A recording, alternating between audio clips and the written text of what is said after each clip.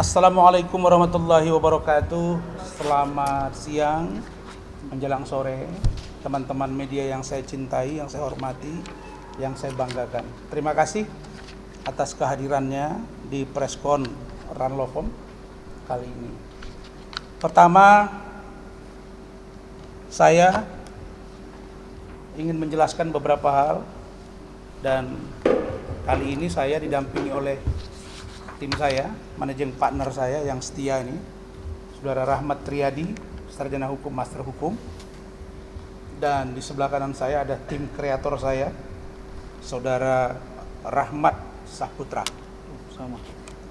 Namanya hampir sama, dan juga ada bersama saya asisten pribadi yang tidak kita publish ke media. Baik, teman-teman sekalian, sebagaimana yang saya sampaikan di awal kemarin, bahwa hari ini Ranlofom melakukan preskon terkait dengan dua hal yang akan kami sampaikan untuk kepentingan hukum klien kami, yaitu Saudari Medina Susani alias Medina Zain. Yang pertama, langsung saja saya sampaikan bahwa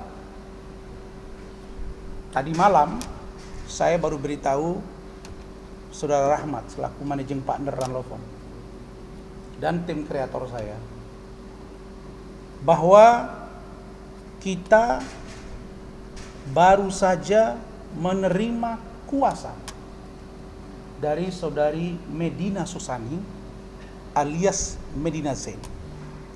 Surat kuasa itu sejatinya dan selalunya itu dipersiapkan oleh Ranlofom, begitu ya? Iya, Pak. Itu didraft oleh Saudara Rahmat Triadi, saya koreksi, dan setelah itu kita baru minta ditandatangani. Tapi untuk kali ini saya minta kepada Medina, Medi, saya tidak mau kalau kami yang siapkan surat kuasanya.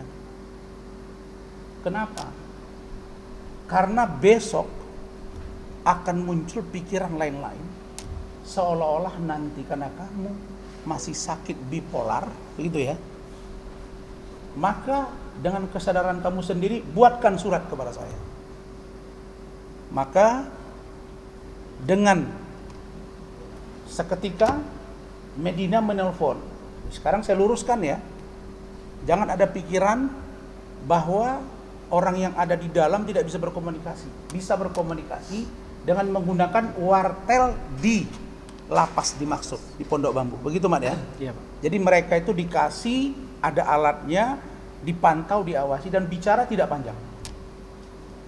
Dan Medina Zain mengirimkan surat ini kepada saya, yang saya bacakan sebagai berikut. Surat kuasa. Saya yang bertanda tangan di bawah ini nama Medina Susani alias Medina Zain, alamat Jalan Alam Nirwana nomor 30 Dago Resort, Bandung, Jawa Barat. Dengan ini memberikan kuasa kepada nama Dr. Haji Razman Arif Nasution, Esa SAG MA PhD, alamat TO 02 Rasuna Office Park 3, Bridge Function, Epicentrum Kuningan, Jakarta Selatan, DKI Jakarta. Sebagai kuasa hukum saya untuk gugatan mengurus perceraian saya dengan Lukmanul Hakim atau Lukman Azhari di Pengadilan Agama Bandung, Provinsi Jawa Barat. Dan dengan ini saya juga mengizinkan Dr. Haji Razman Arif Nasution SHG MA PhD untuk menyampaikan ke media dan instansi terkait. Demikian surat kuasa ini saya buat dengan sebenar-benarnya, tanpa ada paksaan dari pihak manapun, dan agar dapat digunakan sebagaimana mestinya. Jakarta, 12 Februari 2024, Medina Susani. Pakai materai.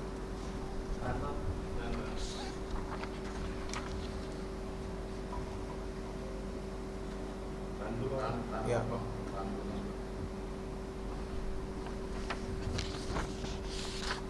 Oke, jelas ya?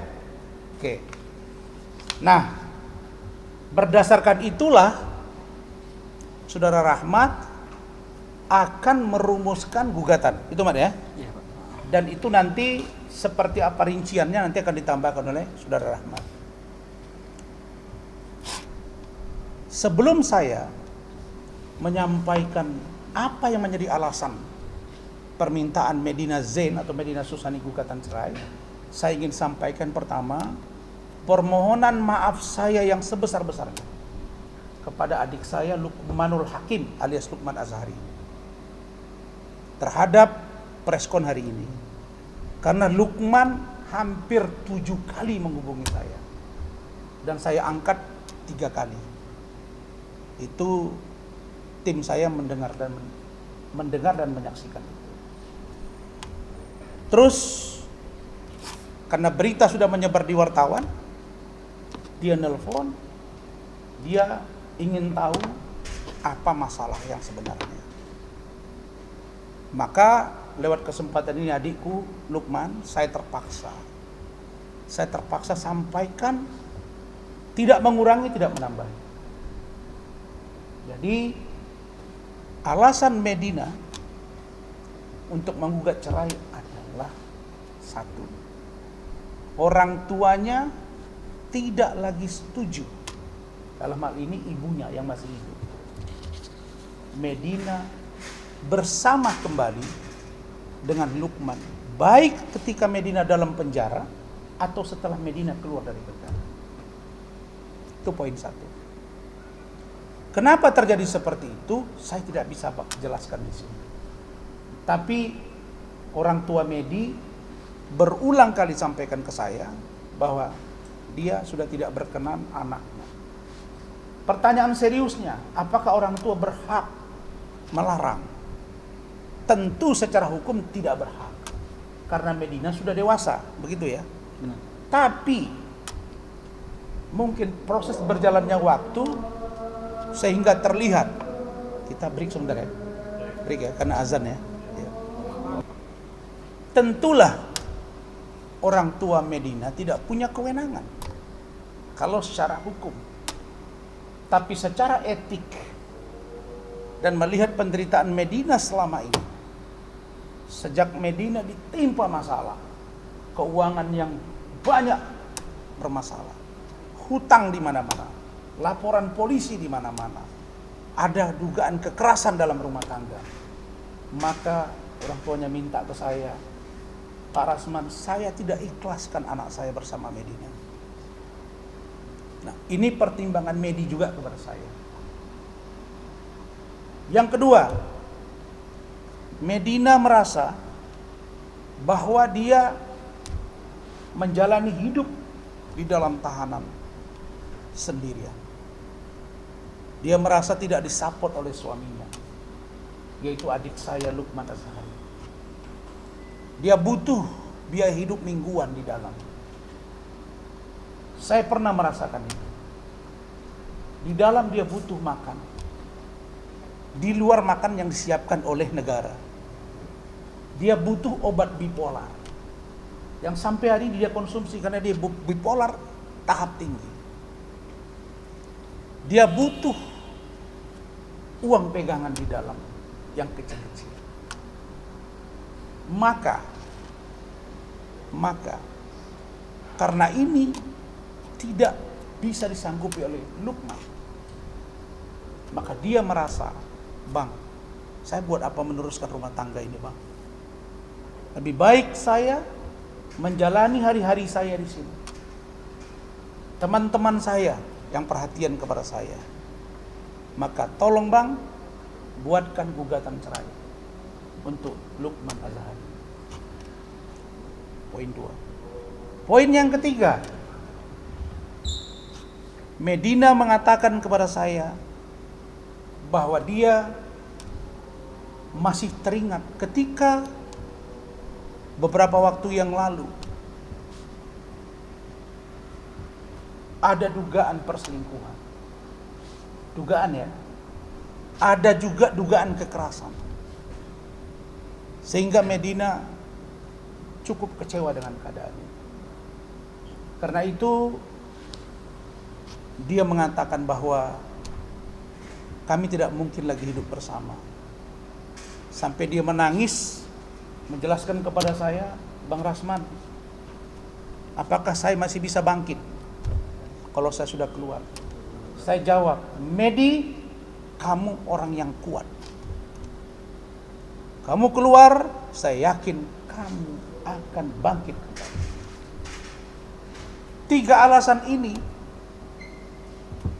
bisa dan cukup untuk dijadikan menjadi memori gugatan untuk mengajukan gugatan. Nanti konstruksinya akan ditambahkan oleh Pak Rahmat. Itu poin pertama ya, tentang gugatan cerai. Poin yang kedua, tentang laporan polisi saudari Marissa Mulyana alias Marissa Ica. Saya sampaikan, saat ini Medina berstatus tersangka atas laporan polisi saudari Marissa Ica di Polda Metro Jaya. Dan saya juga Rahmat sudah menerima kuasa, ya Mat ya, dari Medina Susani untuk melakukan pembelaan hukum sekaligus menarik kuasa dari pengacara sebelumnya. Adik saya Maci Ahmad. Adik saya Maci Ahmad ini adik saya. Dia legowo. Dia mengatakan silakan Bang Rasman. Saya sudah beritahu beliau dan kita memang abang beradik. Dan terkait dengan Marissa Ica ini, saya dan Pak Rahmat, Adinda Rahmat atau Saudara Rahmat sudah berkirim surat ke Kasubdit Resmob Polda Metro Jaya agar dilakukan restoratif justice yang kedua, agar dilakukan mediasi yang kedua. Kenapa? Karena kasus ini tidak besar. Ini adalah dugaan fitnah dan pencemaran nama baik, begitu ya? Iya Pak, laporan palsu. Dan laporan palsu. Saya ingin sampaikan, adik saya Marissa Ica, saya kenal Ica, saya kenal Emma Waroka, sudah pernah main ke rumah saya. Saya hanya minta kepada Marissa, bukalah hatimu Marissa. Kalau seorang Uci Flodia yang korban lebih besar sehingga dia membuat laporan polisi dan menjadikan Medi tersangka dan ditahan, tapi hari ini dengan sukarela, dengan hati yang lapang, dengan pikiran yang jernih, dengan sikap yang pemaaf atas dasar kemanusiaan, Uci Flodia itu minta kepada saya, Bang, bisa nggak Medi sekarang dilepaskan? Saya bilang, sudah nggak bisa. Karena Medi sudah menjalani hukuman dari laporannya. Bisa nggak Bang diajukan keringanan hukuman? Nanti kita dalam. Saya harus beritahu kalian bahwa Uci Flodia membantu secara materi per minggu untuk kepentingan Medina Zain. Kenapa itu dilakukan oleh seorang Uci Flodia? Karena dia mengatakan bahwa cukup bagi saya atas nama marah saya kepada Medi ketika dia tersangka dan masuk penjara. Tapi saya tidak tega melihat anak ini sampai sedemikian rupa hancur berantakan dan mendekam dalam penjara yang terlalu lama. Maka saya pun sebagai kuasa hukum ini sudah berkoordinasi dengan baik dengan saudara Uci Flodia. Dan Uci Flodia titip salam buat teman-teman semua. Dia sekarang sedang berada di Melbourne, Australia, melihat anaknya. Maka Uci Flodia mengatakan Medina harus bangkit, dan dia juga berharap agar Marissa Ica mau mencabut laporan. Kenapa? Karena laporan itu sekarang belum P21, masih dalam tahap P19. Karena itu saya yakin Apalagi Marissa Ica sekarang caleg untuk Provinsi Banten. Saya percaya Marissa Ica akan mencabut laporannya. Supaya Medina Zain bisa kami proses untuk membantu pembebasan bersyarat. Dan dia bisa keluar dengan baik. Percayalah teman-teman semua, bahwa seorang Medina Zain akan berubah. Dia sudah menyadari kekeliruannya, dan dia memang sakit bipolar sampai hari ini. Jadi ini beberapa poin yang saya sampaikan terkait dengan Medina Zain. Sedangkan yang terakhir, saya belum sempat preskon kepada teman-teman media terkait dengan saudari Denis Caryesta yang telah menjadi tersangka. Denis sudah menjalani pemeriksaan seminggu yang lalu. Tetapi dia tidak bisa datang secara langsung dikarenakan urusan anaknya dan karena menjelang pemilu. Maka polisi memberi ruang untuk Denis setelah pemilu ini dia datang. Kalau tidak datang, saya sudah pastikan dia dijemput paksa. Dan saya juga sudah menyatakan terima kasih kepada Pak Kapolda Sumatera Utara, Dirkrimsus Pak Kombes Andri Setiawan, Saudara Kasubdit Cyber, Saudara AKBP Welman Ferry, angkatan tahun 2006, yang satu angkatan dengan Saudara Rofat, dan Saudara Haryanto Rantesalu, salah satu Kasubdit di Polda NTB.